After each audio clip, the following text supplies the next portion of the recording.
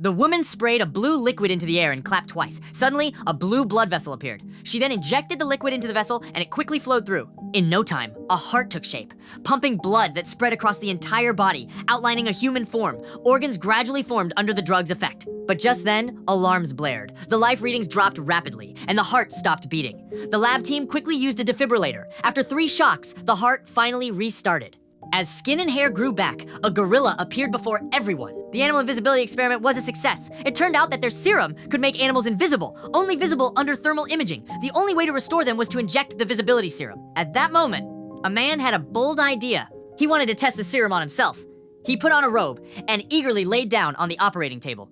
To prevent any extreme reactions, the woman strapped him down tightly. A male colleague took out the invisibility serum and plunged a large needle into the man's body. Instantly, his skin began to fade. A sharp pain shot through him as his muscles disappeared, followed by his bones. He had successfully become invisible. The first stage of the experiment was complete. The next step was to inject the visibility serum to bring him back. But to test the effects of invisibility, they had to wait 3 days. So, the man stayed in the lab, monitored by thermal cameras. However, he couldn't sit still and started playing pranks.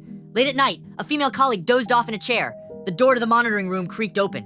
One by one, the buttons on her shirt began to unfasten. Just in time, she woke up. When she checked the thermal camera, the man had already jumped back into bed. Meanwhile, another woman went to the bathroom and heard a strange noise. Terrified, she quickly put on thermal goggles, checked the room, and sighed in relief when she saw no one. His pranks drove everyone crazy. Finally, 3 days passed. The male colleague injected the visibility serum. The man's body began to reappear, but something went wrong. His body rejected the serum.